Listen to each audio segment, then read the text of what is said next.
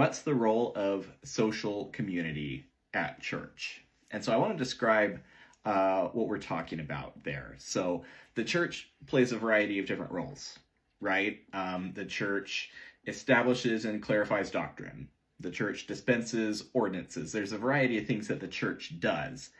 And the question is, what's the role of social community at church? Is it important for the ward to be a social community for you? Is it important to have friends in the ward? Is it important to go to all of the social activities, all the activities in the ward? So that's the question that we're going to be talking about today. Please do. We had just a bunch of people just joined just now. Please jump in the chat with your thoughts about the role of social community at church. Do you want to start off with some thoughts here? Yeah. I've changed a lot in how I think about this social community or what I want out of church socially. And I think it depends. Well, for me in my life, it has depended on where I live and what's going on in my life, okay. The stage of life I'm in. We previously lived in Washington, and all of my friends came from the church. They were all in the stake. We weren't necessarily in the same ward, but mostly in the stake. And if, we had a play group that met every week. Because y'all had little kids. Yeah. I mean, yes. But all of that was the moms, stage of life was little kids. Yep. So there was a really active play group. We did girls' nights. We did, we'd go out for food. Maybe. I don't even know if that was a thing. I feel like it was, but, and so if I hadn't had those friends then and hadn't had those connections because of the ward, I really would have struggled living in that area. Sure. It would have been very lonely. I didn't have any other ways really to meet people.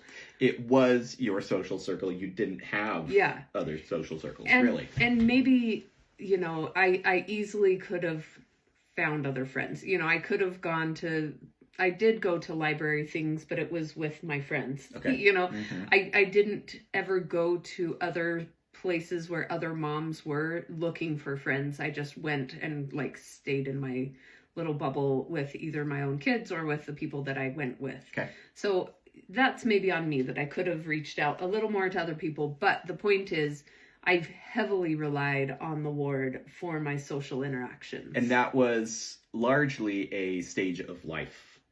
Young kids. And location. Because tell us about that. Because there weren't, in this area in Washington, there's not tons of members. And, we happened to live by a member. That was just random. But, no one else in our vicinity were members. In our kids' schools, there were a handful of other LDS kids, so it was not like living here in Utah now, where everyone basically is a member, and right. Anywhere you go, you're going to find other members to interact with. Right. And so I feel now, because of our location, and maybe stage of life. Okay. Our kids are older now. That I have less need from the ward for my social interactions. I have found that elsewhere, and I don't have an expectation to find social connections at church. Okay. We've got a comment here from Colette who says, community is part of human thriving in or outside of the church. Interdependence is a higher way than independence, which is very cool. That's a really nice turn of phrase there. I really like that. And I agree with that. And that kind of fits into our question of what is the church's role in that? Interdependence, community as part of thriving, totally agree. And Colette, if you have other thoughts, please throw them in the chat, or anyone else. I'm going to use the should word a bunch. Should the church be our social community or part of our social community, or does that even matter? Yeah. And Go ahead. Well, I think that it can, and I think a lot of people do turn to the church. It can be convenient. Yeah, it's an easy way to Social find community. friends or people to connect with. You move into a new area, you go to the ward, you meet some people. It's kind of a built-in sort of a thing. Now, there's another piece of this I want to clarify, which is we're going to talk a little bit about attending activities. There's also attending Sunday meetings, which have the purpose of worship. I'm generally not talking about that in this context, but I'm talking about like a ward barbecue or a pancake breakfast or these a Halloween trunk or treat or this sort of thing. So when we're talking about social community, we're talking about having friends at church, and we're talking about going to the activities that are intended to be primarily social. And so it does feel like the church has changed its approach over time. There used to be activities committees, and then they went away, and now they're maybe back. Sometimes they're in some wards. They're back. Are they just back in Utah? I don't know. That might be a Utah thing. But generally not activities committees. The shorter block is a part of that. And again, our church building is like a couple minutes up the road. My brother and his wife live about 40 minutes from their church building. And so in that sort of case, you don't see your ward members all the time unless you're going to church or to an activity. And so for a lot of people in a lot of wards and branches all over the world, shortening the block from 3 hours to 2 hours made a big difference in how much you're seeing other members of your ward. Yeah. Your social interaction with other LDS people was significantly cut. Yep. And that's hard. And I had a friend living in India who said that their Sundays, like, they would do all of their activities on Sunday. They'd have not only their meetings and, firesides and things that we typically have on Sundays, but they'd have all their baptisms for like new converts and for kids in the ward getting baptized, like 8-year-olds getting baptized. They'd have, like linger longer sort of things or meals together. They'd have activities with the youth. All on the same day. All of it, all on Sunday, because people weren't going to travel back and forth. And a lot of people were working the 6 other days of the week. So yeah, it's a different thing outside of Utah and maybe the Mormon corridor. Yeah, I think that's probably true. We've got a couple of comments from Aranza. Great to see you, Aranza. Thanks for joining and commenting. She says, I think the church does a great job of providing steady spaces where people can make friends and socialize. I think it's a great thing to encourage the people to gather.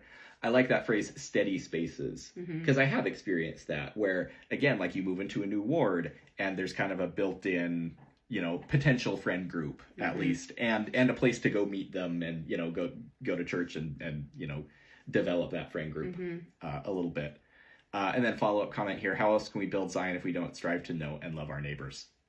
Awesome. Totally agree. And neighbor can mean any variety of things there.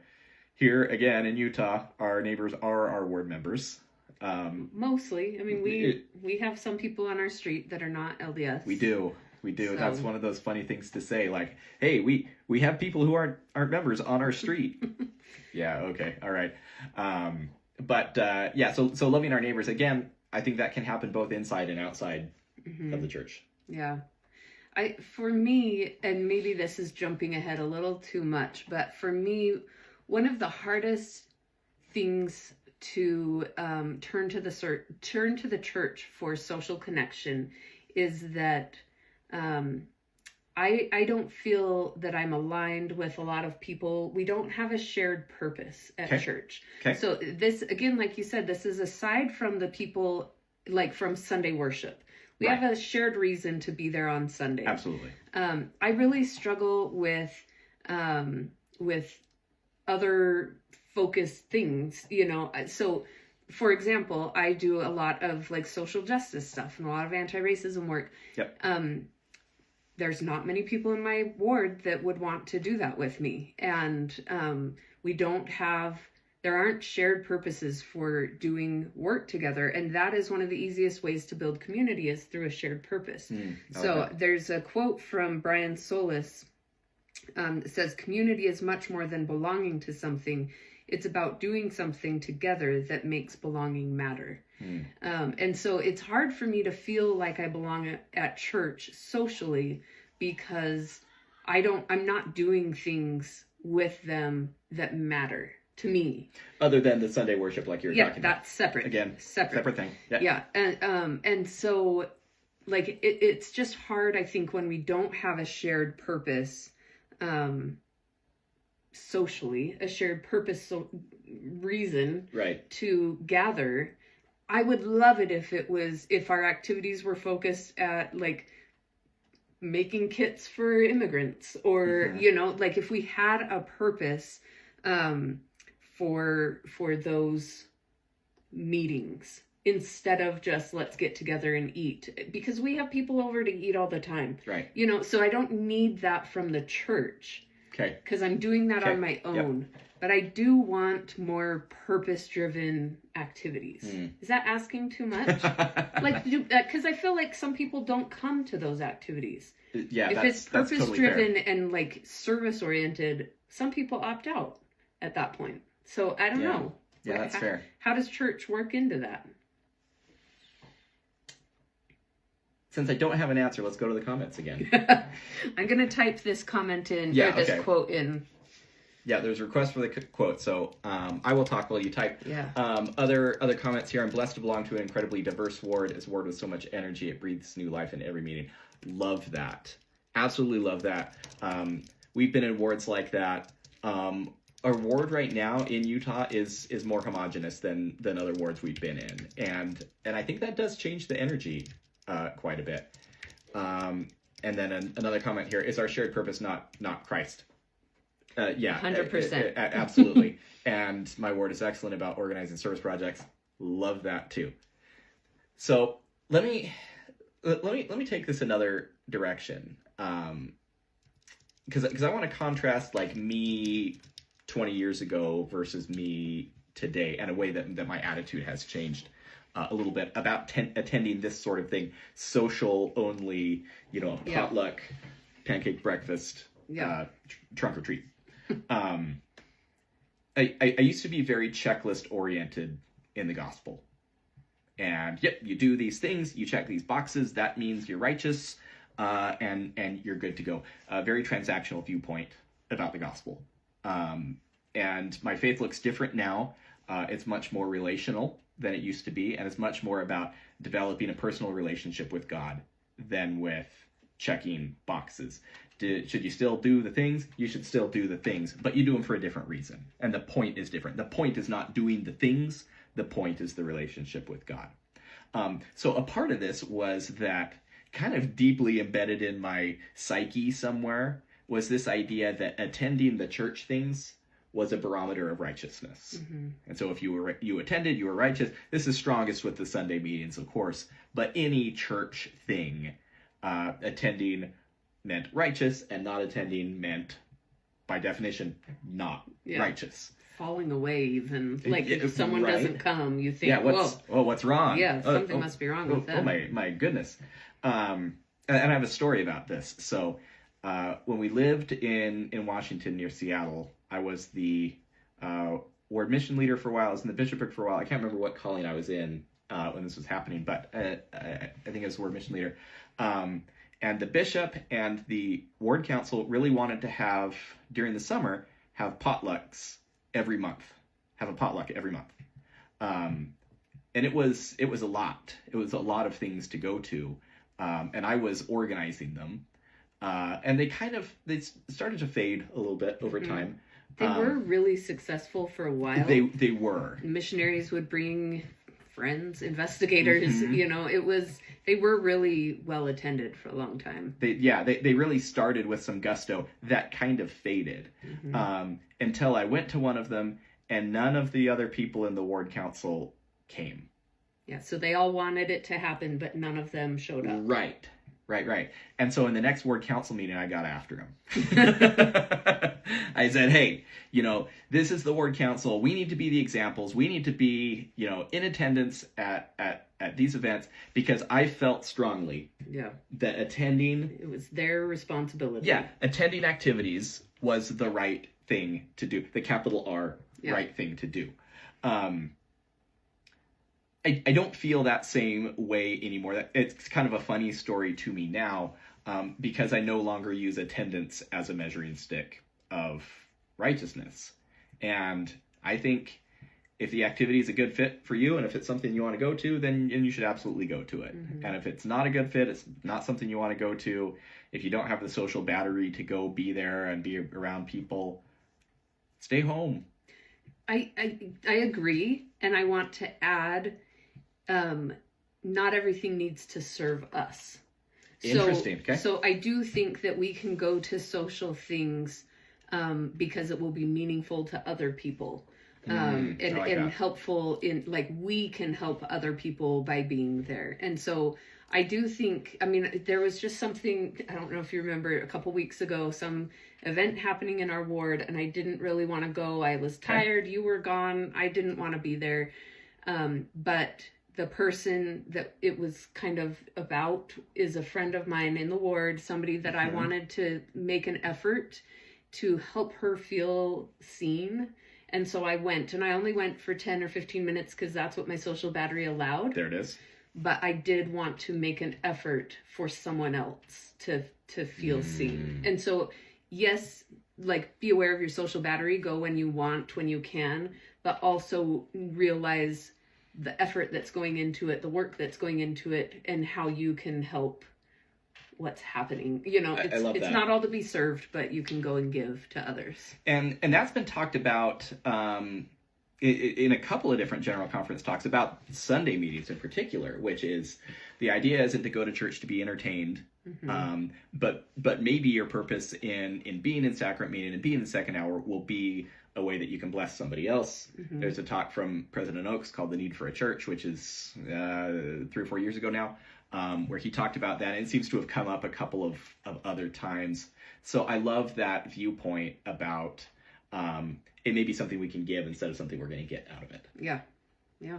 Here's a couple comments. Let's see.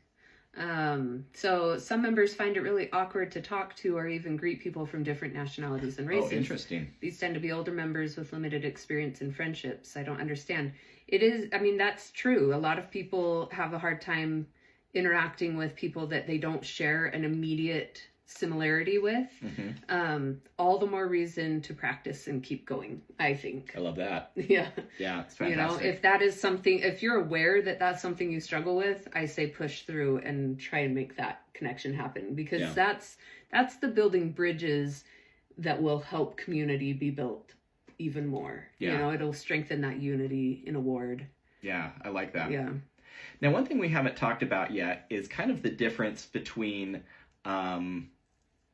like social only connection with other people and kind of an ideological connection with other people. We've already talked about clearly, you know, when we go to church, especially on Sunday, we're there to worship. But even on Sundays, sometimes it can feel like we're in a different place than the people that are around us at church.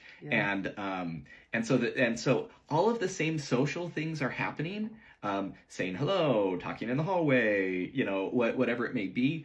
But even with those things in place, sometimes us, are not feeling like we're belonging, like we have a place in being there. Do you have thoughts on that? Yeah, I think this has been a realization that I've had over the last even couple of months. Okay. Of, you know, we've always kind of said that we don't feel that we belong in our ward. And but when we think about it, like, we have friends in the ward. People are nice to us. Absolutely. You know, it's not like we are visibly hated at church.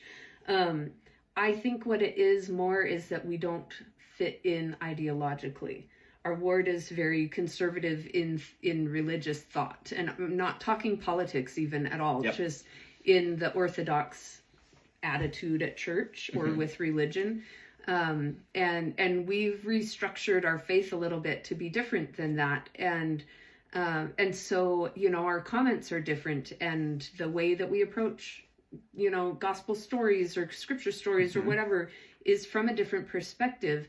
And, when we try to share that, often it is shut down, or, you know, people want to put us back into place or something like that. And and that is what I think, that's where I feel I don't fit in anymore at church. Right. And that probably would be going to any ward, unless it's a more open-minded ward. Yeah, that's fair. Yeah. So is there a way to foster more open-mindedness at church so that there can be people at different stages of faith? That's stage 4. That's what we're looking for, is that harmony where people can be in their different stages, different approaches to church, but all in the same place. Yeah, I think that's so challenging because, we can't really push people into a different mind space. Mm-hmm. And we can't really push people beyond what they're comfortable with and where they want to be, mm-hmm. With their faith and even socially in the church there. It almost sounds patronizing to say like, well, it starts with us, because that's the hard thing. If you feel like you don't belong, and then to have somebody kind of say that it's your fault, like, oh, well, hey, if you tried harder, maybe you'd feel like you belong. And it's like, kicking me while I'm down. Well, and that's the whole thing with people that are struggling at church or in the gospel. If you just prayed more or, studied the scriptures more, but like, at least in our experience, when we've been reconstructing or rebuilding our faith, we are praying and we are reading and studying tons. And so sometimes more than ever. Yeah, to say pray more is so dismissive of what we're actually experiencing. Yeah. Okay. We got some more great comments coming in. I actually want to take the first one last because it's got some really good questions in it. So let's see. Oh yeah, so true. Truth is, many conservative members just don't have the scaffolding to understand how progressive members feel. Mm-hmm. I think that's right, and that's not a knock on anybody who is. Again, this is not a political term, not political, conservative, and progressive, but conservative in gospel culture and living the gospel. I think it's very hard to understand how different members of the church are seeing and feeling. Mm-hmm. And then another comment here. I love that you are open with being different. If more people were okay with being different, difference would become embraced. I believe that. Yeah. And I mean, those two comments go hand in hand of, people that don't have that scaffolding don't embrace the difference. And, so mm-hmm. It's kind of a chicken and egg situation. I was reading this talk from like 1967 or something. Mm-hmm. And I didn't even finish it before we got on to talk tonight, but I'll share the analogy as far as I got, which was this, I don't even know who the talk is by, but he was talking about how there's two types of good active members of the church.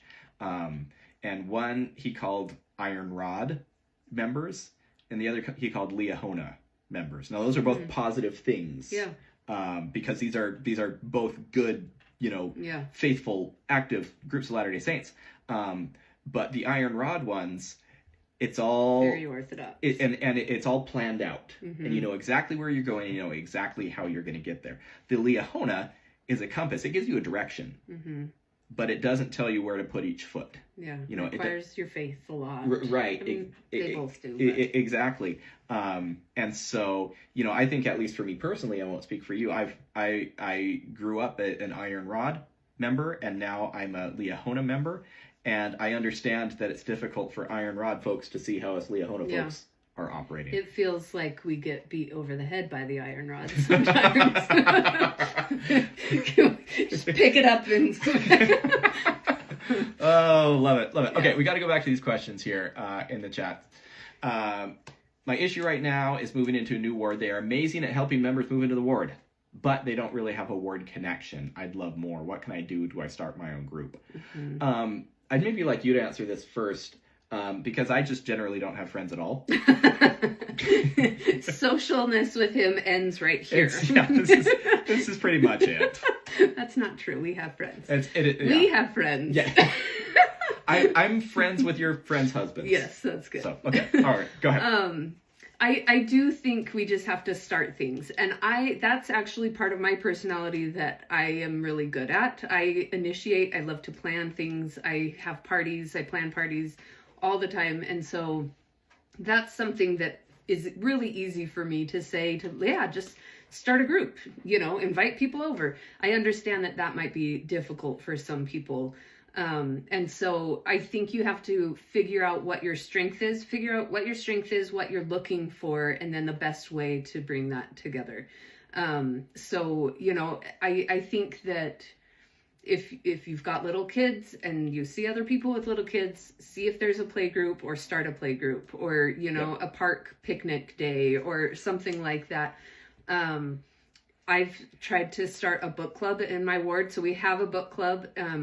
They want to read specific types of books. I wanted to read different types of books. So I kind of cherry picked some people out of the ward that I thought would maybe want to read the types of books that I want. We did it for about 4 months and then it fizzled out. And so I think we just have to do a lot of trial and error. You know, if you really are looking for that community in your ward, you want to connect socially with the people in your ward, and it's not happening from the ward down, then yes, start it yourself.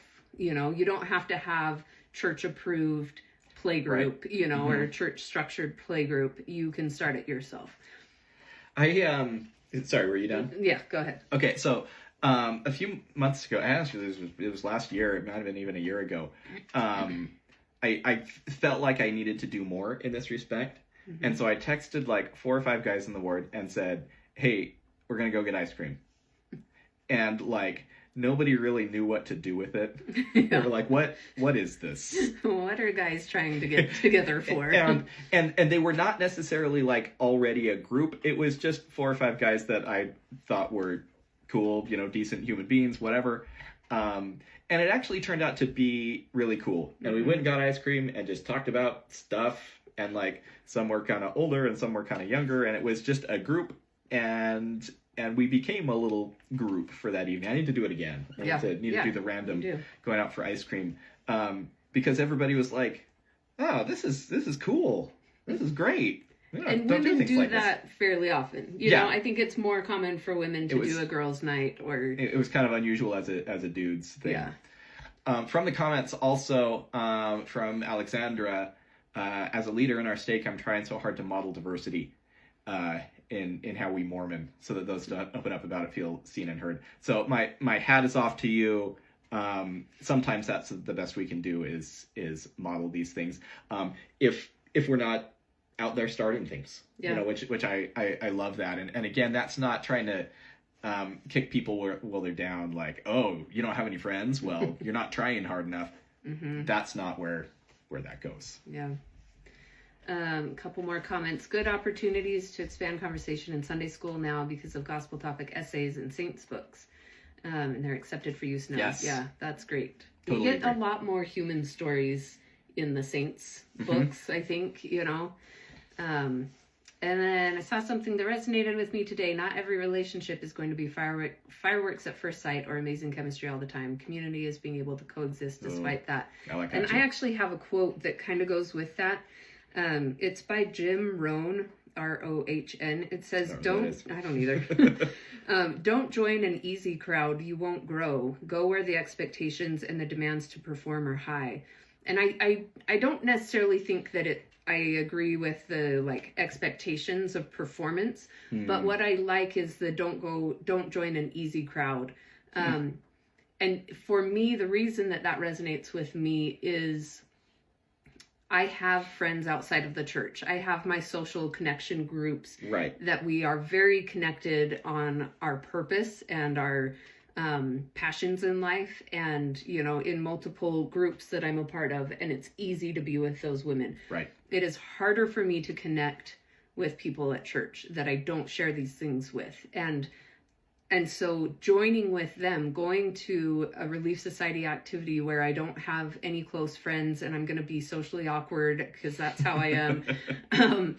That's hard for me, but that is where I will grow. And I always end up having conversations with women or people at these events that are good. And I make these little connections. I'm sending out these little spiderweb connections to build a stronger, more durable web of community. And Love so, that. I really like that reminder of it's not always going to be fireworks. Yeah. That's not human life to always be like. That's fair. That's the movies, you know, and that's not how we are really. Love that. All right, we're going to start wrapping this up. If you have more thoughts, please feel free to throw them in the comments. I wanted to read this one also here from Jamie saying, Sunday I bore my testimony and I wanted to thank you for reminding me to be vulnerable while bearing. Mm-hmm. It was raw. I was open with my struggles and my husband told me it was very touching. So love that, of course. Always on the lookout for more vulnerability, more openness at church, because that makes space for other people. Mm-hmm. You know, we were talking about modeling diversity and, you know, the more that we can do those things, the more we make space for the people that are struggling that we don't know that they're struggling. Yeah. So did we answer the question? Should church be the place where we go for social connection? Yes and no, maybe. Yes and no. It certainly can be. Mm-hmm. And I love the reminders in the chat that it provides a really good opportunity. Mm-hmm. And steady spaces, I think, was the phrase that was used, which I really, really like. Is it a commandment that your friends have to be church? No, of course not. That sort of thing. But I also like the reminders that we grow when we spend time with people that aren't like us. And that sometimes attending events is for what we can contribute and not what we're going to personally get out of it or be entertained by. Yeah. So I think my takeaway is don't push away social opportunities at church just because you don't share 100 things with them or even 5. You know, you can have I think community building in any section of your life is important. And I think we can do better at church. I think that, and maybe I'm just thinking of our living in Utah, you know, where it's hard to be in community here because everyone has family and friends and mission companions and, you know, whatever. We have connections in Utah. And so you have to be more intentional with your community building in your ward. And I think it's really important to build that connection with the people that you live by, because something will happen and you're going to come together. And if you have things built already, then it can only be better from there. So perfect. All right. Thanks, everybody. Great conversation tonight. Really appreciate all the comments and the discussion. We will see you next time. See you later.